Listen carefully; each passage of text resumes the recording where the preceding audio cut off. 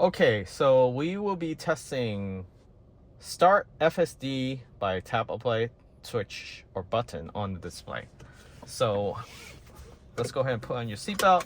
Once you put in your seatbelt, you can just tap on the display here with that icon, and that is it.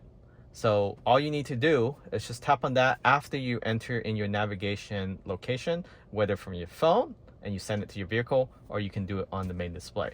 So my foot is off the brake and accelerator pedal. My hands will be off the steering wheel.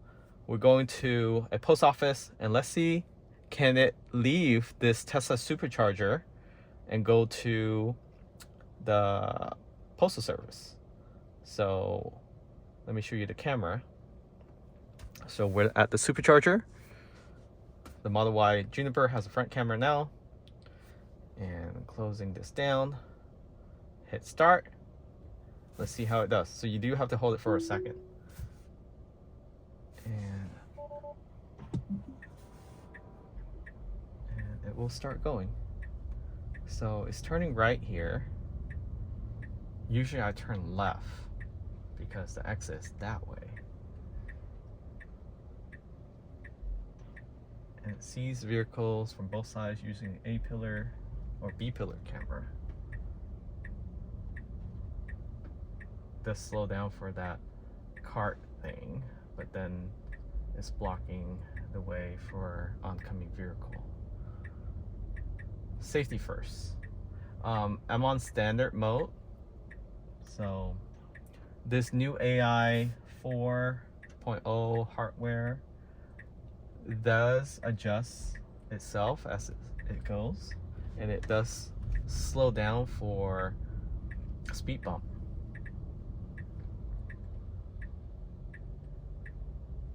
So this is a three-way stop. It should stay in the left lane. This is probably the hardest exit to get out of because it's a stop sign and there's a bunch of vehicles coming in at high speed on the right and left side here. So let's see how it does. And you have a little hill up there as well that makes it a little difficult to see. Okay, did that just fine. So the lane marking disappeared here. So we're coming up to a yield left here. Hopefully it doesn't go. Okay, good. So it does detect. So it did adjust because the center divider was actually further out. It almost entered that that curve right there, but it adjusts itself after, I guess, it detected that curve. So it's just cruising right now. I'm on standard. So if I switch to, so I'm on standard, usually it goes to speed limit. If I switch to hurry, it goes about 10% above the speed limit. Usually on standard, it tries to stay in the middle lanes if there's 3 lanes. So right now there's 3 lanes, so that's what it's doing. So it's not really following through with the flow of traffic because there was no vehicle literally on the left hand side there earlier. So right now it's going 50 on standard and the speed limit is 40. So that's definitely more than 10%. If I increase this to hurry, let's see how fast it goes. It's still in the right lane. Usually when you switch to hurry, so there's 3 modes. There's hurry, standard, and chill. Chill is like you just want to be on the slow lane and you just want to be behind traffic. And it goes the speed limit or sometimes slightly below the speed limit. So we're still at 50. There's a radar up there. It's tracking 48. I'm going 52 though. It's interesting. Not sure who's right.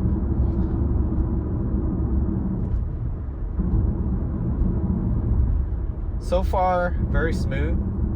The only situation that I would have changed would have been the exit. There was another exit outside that parking space that was a lot easier to get out. There's a broken down van right there. Looks like an Amazon van. Nope. Just like, it looks like an Amazon van.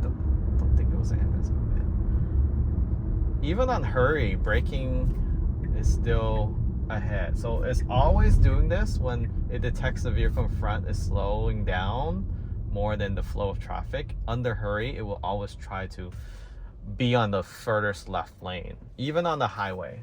So that's something that I don't think is artificially doing on its own. It's just programmed to do that. So we're gonna be about mile and a half here into our destination, and we're gonna see if the vehicle actually parks itself in a parking space. I've seen it done when it went to a supercharger, a very tight supercharger. It didn't do it in the last video with the latest firmware update. For whatever reason, it did not park in that supercharger. It also went the wrong way coming out of a parking lot, a one-way exit parking lot. So if you want to reference that video, I'll link in the description of this video as well.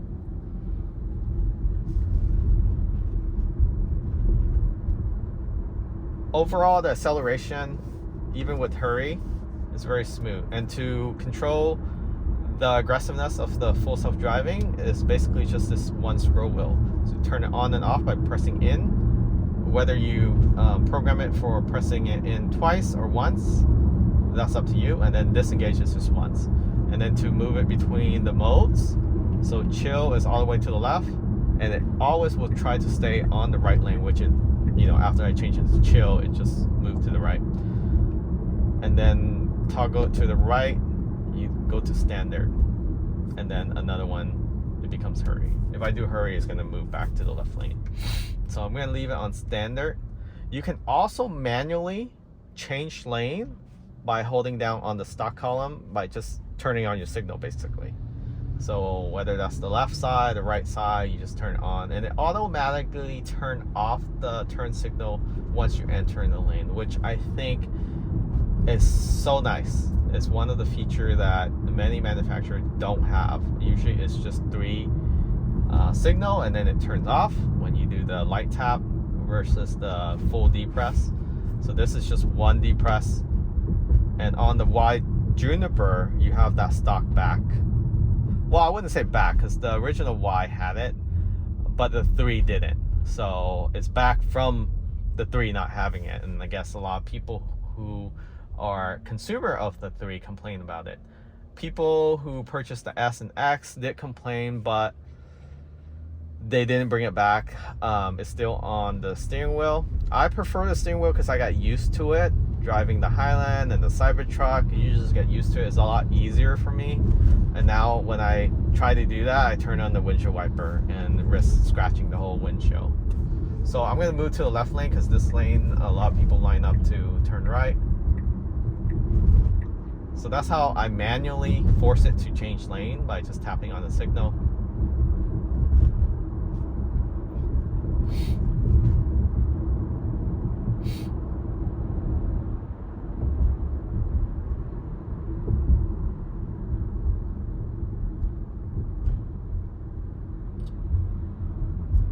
So braking is very smooth as well. No aggressive braking, no phantom braking. I haven't seen phantom braking with FSD. I don't know why it's trying to change lane when there's a vehicle speeding up. And then we're passing an intersection now. It's gonna change in the middle of the intersection. Let's see. Nope. Okay, it's waiting until it passes the intersection. I will have changed through the intersection because the turn is right here.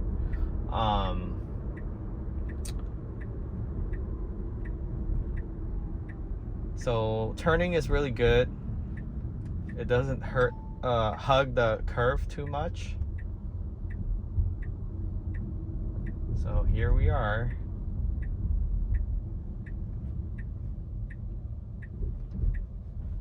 Nice, smooth entrance to the parking space. And let's see, will it park itself? Next one, park here, park right here. Or is it just gonna stop in the middle? What the? Okay, it didn't park itself again. Literally just park in the middle. Okay, I'm I'm just gonna park myself. So yeah, there you have it. So it's like 50-50. Sometimes it parks itself. I don't know what makes it parks itself and what doesn't.